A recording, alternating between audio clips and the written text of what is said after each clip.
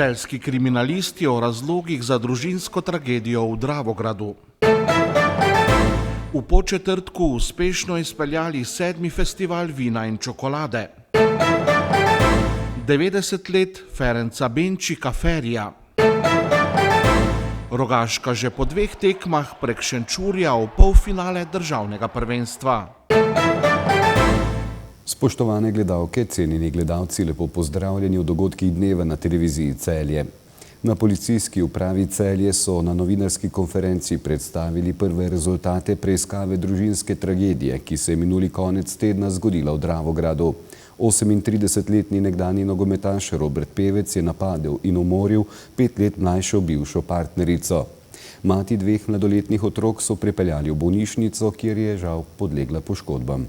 V soboto malo po 21 uri zvečer smo bili obveščeni, da je na območju Dravograda v stanovanjski hiši huje poškodovana ženska. Na kraju so bili napoteni policisti, ki so bili v zelo kratkem času na kraju in so v stanovanjski hiši našli 33-letno oškodovanko, ki ni kazala znakov življenja, zaradi česar so takoj pričeli z oživljanjem. Do prihoda reševalcev v stanovanjski hiši se tudi nahaja 38-letni osumljenec, kateremu je bila tudi odvzeta prostost.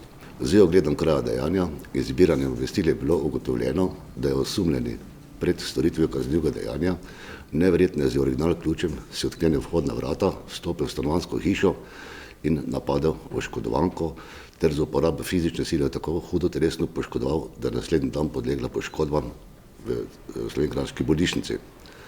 Nadalje je bilo ugotovljeno, da je oškodovanka 13.4. prijavila kaznivo dejanje nasilja v družini. Policisti so opravili razgovore ter v ugotovitvah obvestili okrožnega državnega tožilca, ter je bilo ugotovljeno, da niso izpolnjeni pogoji za pripor. Zaradi tega je bil istega dne izrečen ukrep prepovedi približevanja. V času veljavnega ukrepa, ki je bil potrjen s strani sodišča do 12.6., policisti niso bili obveščeni o nobeni kršitvi s strani oškodovanke, niti niso policisti ob rednih kontrolah zaznali, da bi osumljeni kršil izrečen ukrep. Tudi na tragični dan so bili policisti na kraju okrog 7 ure zvečer in niso zaznali nobenih posebnosti. Osumljeni je bil s kazensko ovadbo včeraj priveden k preiskovalni sodnici, ki je zoper njega odredila pripor. Po dozdajšnjih podatkih, koliko smo zbrali, je bilo motiv storitve neverjetne ljubosumje. Osumljeni v preteklosti ni bil obravnavan niti za prekršek z elementi nasilja, niti za kakršnokoli drugo kaznivo dejanje na škodo te oškodovanke oziroma na kakršnokoli škodo drugih oškodovancev z elementi nasilja. Zaporna kazen za kaznivo dejanje umor je zagrožena do 30 let zapora. V Podčetrtku so uspešno izpeljali 7. festival vina in čokolade, ki je v to zdraviliško mesto privabil številne obiskovalce od blizu in daleč. Ob predstavitvi slovenskih čokoladnic in vinarjev so letos obiskovalci med drugim tekmovali v peki Zahertort, se izobraževali o vinarjenju, sodelovali v kuharskem šovu ter različnih delavnicah. Dogajanje so letos, potem ko so morali leta 2020 festival odpovedati in ga lani preseliti v vas Olimje, znova pripravili v večnamenski dvorani v Podčetrtku. Tokrat se je predstavilo preko 50 ponudnikov vina in čokolade. Dober glas se širi v 9. vas, predvsem zaradi tega, ker mi že v začetku smo si zadali, da smo do razstavljavcev prijazen festival. To pomeni, da že začne se v bistvu pri sami komunikaciji, pa potem, ko pridejo sem, mi imamo ljudi, ki jim pomagajo, razložijo dejansko popoln servis, potem celoten dan komuniciramo, smo do njih prijazni, tudi cena stojnice je normalna, tako da letos v bistvu v 3 dneh so bile stojnice razprodane. Težimo k temu res, da imamo zelo raznovrstne razstavljavce in pa ni važno, koliko jih imamo, važna je kvaliteta teh razstavljavcev. Mi želimo, da imajo čim več prostora za sabo, zato so tudi stojnice večje, da tudi nekaj delajo na teh stojnicah, ker je potem festival oziroma je bolj zanimiv in to je dodana vrednost za festival. Pokazalo se je, da ta 7. festival, ki je v Podčetrtku, je zelo dobro došel, da je v dvorani ravno zaradi slabega vremena. Obisk je že sedaj dopoldan izredno dober, tako da pričakujemo, da bomo prišli zopet na staro številko, tako ta je bila pa blizu 8000 obiskovalcev. Na stojnicah so obiskovalci lahko poskušali različne vrste čokolad, od najbolj razširjenih mlečnih do tistih z višjim deležem čokolade, vse to pa v različnih oblikah in z različnimi dodatki, od koščkov plošč čokolade do vijakov in celo čokoladnih pivskih steklenic. Vinarji pa so poskrbeli za degustacijo različnih sort, tako belih kot rdečih vin. Imaš veliko različnih ponudnikov, katere sploh dejansko ne veš, pa tudi to treba izpostaviti, da imamo veliko ponudnikov, ki prihaja iz našega okolja. Eden izmed nekako vodil tega festivala je promocija lokalne turistične ponudbe naše destinacije in moram predvsem pri vinarjih pohvaliti. Mi imamo več kot 50% vinarjev iz območja Obsotelja in Kozjanskega, ne? In potem ljudje pridejo sem, iz Ljubljane, iz večjih mest, okušajo ta vina in to je tudi za njih nekaj pozitivnega, ne? Imamo pa tudi te manjše ponudnike, ne vem, frozen jogurt, kozjanski, različne stvari, ki jih ponujajo lokalni ponudniki, ki so tudi zaradi tega festivala mogoče bolj prepoznavne. Mi imamo v Podčetrtku, poleg tega, da imamo kar precej nočitev, tudi danes blizu 2000, lahko rečem, da imamo tudi množico prireditev in ta dvorana pravzaprav vsak mesec gosti kakšno prireditev. Ta je v bistvu največja in lahko rečem, da neki dodatno promocijo našem kraju, našem turizmu in daje možnost še dodatnega turističnega preživetja. Na dogodku vsako leto pripravijo pester spremljevalni program za vse generacije, izberejo oziroma predstavijo pa tudi županovo vino. Županovo vino je bilo izbrano na ocenjevanju vin društva vinogradnikov Viršta in Kozjansko. Odločili smo se za belo zvrst in dobili najboljše, to je pa vino domačije Škorc. Letos so prvič pripravili tekmovanje v peki sahar torte. Med 4 tekmovalnimi ekipami, ki so kot eno od sestavin uporabile vinolado, je po oceni komisije najboljšo spekla ekipa Termolimija. V sklopu festivala so pripravili še dobrodelni tek, izkupiček pa namenili bolnikom z bulozno epidermolizo. Nekdanji odličen vratar nogometnega kluba Celje Ferenc Bencik Feri je pred dnevi praznoval 90. rojstni dan. Ob visokem jubileju so ga na njegovem domu presenetili 3 nekdanji celjski nogometaši ter predsednik celjskega prvoligaša Miloš Rovšnik. Nekdanji igralec Celja, legendarni vratar Ferenc Bencik Feri je praznoval 90. rojstni dan. Na njegovem domu v Malih Braslovčah so ga presenetili predsednik nogometnega kluba Celje Miloš Rovšnik in še 3 nekdanji celjski nogometaši, Marjan Dobrajc, Valentin Štancer in Mijo Angelovič. To je tako presenečenje, da jaz sploh nisem pričakoval, najmanj to. Res ste me presenetili.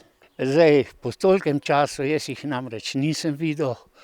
To je 30-40 let, veste, ampak sem se potrudil, pa je šlo. Je dejal Feri, ko so ga presenetili na vratih. Sicer pa je, kot pravi sam, velik del svojega življenja preživel v Knežjem mestu. Jaz sem v bistvu od 56. leta do tako rekoč 86. živel v Celju. Bil sem tudi zaposlen na določenem mestu, da sem tudi Celje spoznaval drugače kot mesto Celje. Seveda ni bil samo nogomet značilen, bila je bolj tudi služba. Mi smo tako bližje takrat. Jaz pravim, in mogoče bi dal en nasvet ljudem, vsem, ki mislijo, ki imajo sinove in ki se bavijo športom.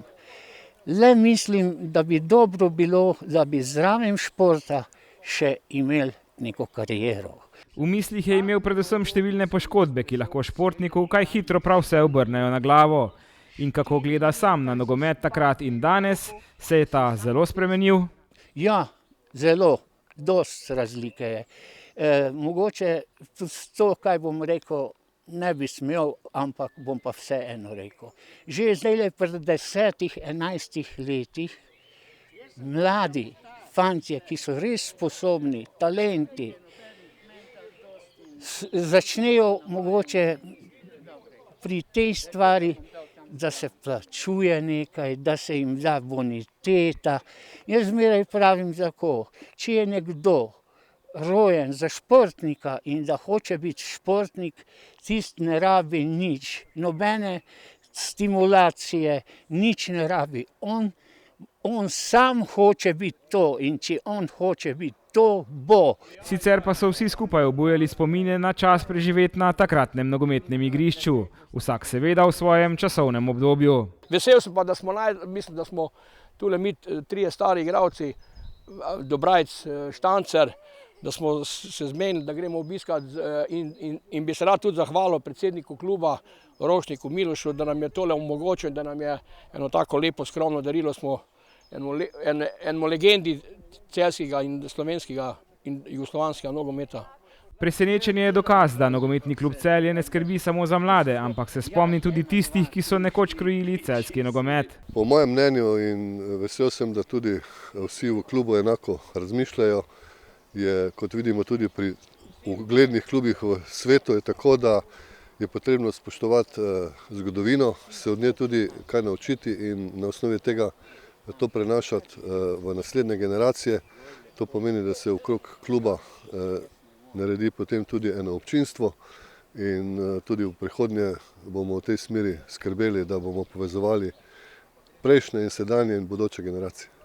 Bencik, ki je najstarejši še živeči celjski nogometaš, je po končani igralski karieri ostal v stiku z nogometom tudi kot trener v Šmartnem. Eden izmed njegovih varovancev je bil tudi nekdanji slovenski selektor Bojan Prašnikar.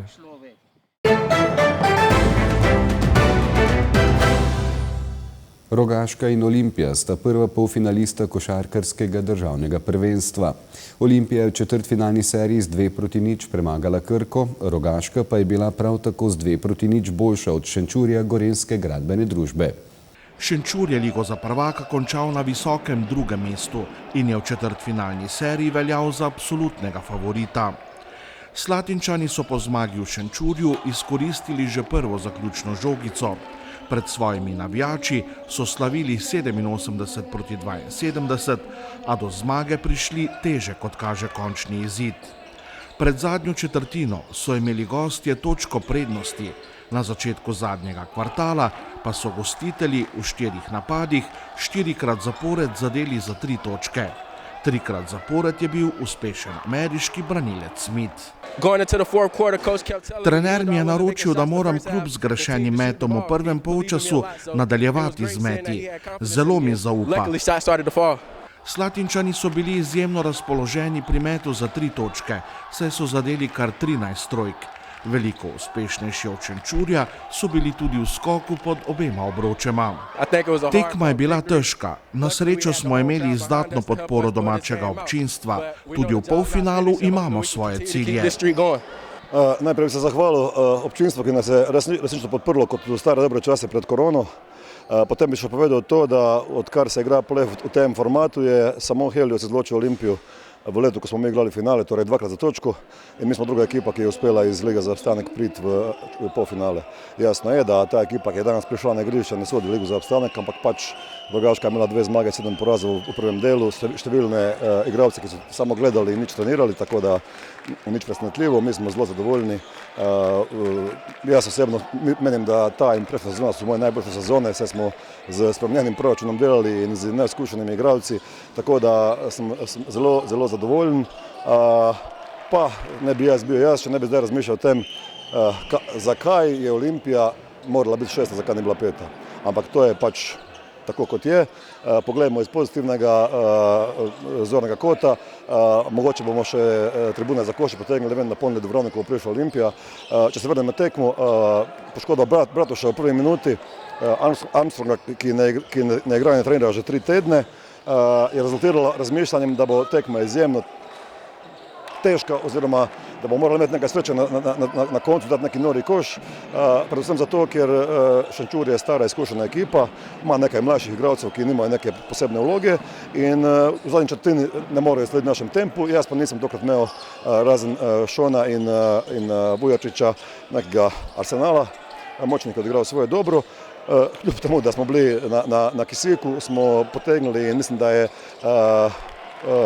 Smith, ki je sicer večkrat v obrambi zamudil naredil napako, naredil tisti impuls z vezanimi trojkami, dvignil ekipo, dvignil publiku, na koncu presenetljivo za mene, res glede na nasprotnika 17 ali 15 točk razlike. Še enkrat se vračam na začetek, čestitke igralcem in hvala publiki. Prvo bi rad čestital ekipi Šenčurja in se zahvalil vsem navijačem, da so nas prišli podpret, zato smo danes tudi lahko tako zmagali, imeli smo energijo do konca. Vedeli smo, da moramo držati korak z njimi do zadnje četrtine in jih zlomiti v zadnji četrtini, to nam je danes uspelo. Mogoče razlika nekoliko večja, ampak to je samo zaradi gledalcev. Kot bi nekako v transu bili v tisti zadnji četrtini, sploh v uvodnih minutah. Ja, res nismo se prodali, nismo hoteli iti v tretjo tekmo. vedeli smo, da bomo tu ali bomo zmagali ali pa gremo domov. Dajšon Smith je bil s 24 točkami prvi strelec Rogaške. Ameriški branilec v zadnjem obdobju kaže odlične igre. O klubu, Rogaški Slatini in Sloveniji je govoril z izbranimi besedami. Zelo mi je všeč Rogaška in celotna Slovenija. Trener in soigralci so izjemni. Tukaj se res dobro počutim, kot bi bil doma. Upam, da bomo tudi na igrišču nadaljevali z dobrimi igrami. Glede na proračun kluba, izkušnje igralskega kadra in igre skozi sezono so bili Gorenjci pred četrtfinalom z Rogaško v vlogi absolutnega favorita. V slatinskem prvoligašu so navkljub številnim težavam med sezono verjeli v uvrstitev polfinale. To je že njihovo peto v zadnjih 9 letih, odkar je na klopi trener Damjan Novaković. Ja, oni so igrali Alp-Adria Cup z malimi ambicijami, medtem ko so imeli vedno en teden pa več za pripravo tekme. Torej ekipa, ki je precej stara in jaz sem tudi danes rekel igralcem, ni panike, ni straha, ni nervoze, tudi če nas zmagajo, ni problem, bomo v torek zmagali mi, ker nam je najbolj normalno, da igramo 5 tekem v 9 dneh s 5-6 igralci, kar smo že večkrat naredili v tej sezoni in seveda bi bil optimist tudi, če bi izgubili, ampak ni primerjave s tem, da smo danes zmagali in zaključili serijo. Mislim, da smo imeli na začetku sezone veliko težav s poškodbami in to se je potem poznalo, da smo igrali ligo za obstanek. Zdaj smo se pobrali, levo nas v polfinalu. Vedeli smo, kje so razlogi, da izgubljamo tekme. Popravljali smo stvari na treningu, predvsem rotacije v obrambi. Igralci smo vedno bolj verjeli eden drugemu, vedno bolj smo bili povezani. To nas je pripeljalo do današnje pomembne zmage. V polfinalu bo tekmec Rogaške Ljubljanska Olimpija, ki je v 2 tekmah v četrtfinalu izločila novomeško Krko.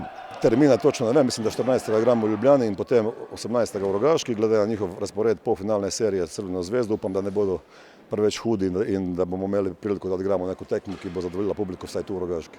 Predali se ne bomo, gremo pozitivno v polfinale. Razpored polfinalnih tekem še ni povsem znan, saj bo Olimpija konec tedna začela tudi s polfinalno serijo v ABA ligi. Tam bo njen tekmec beograjska Crvena zvezda.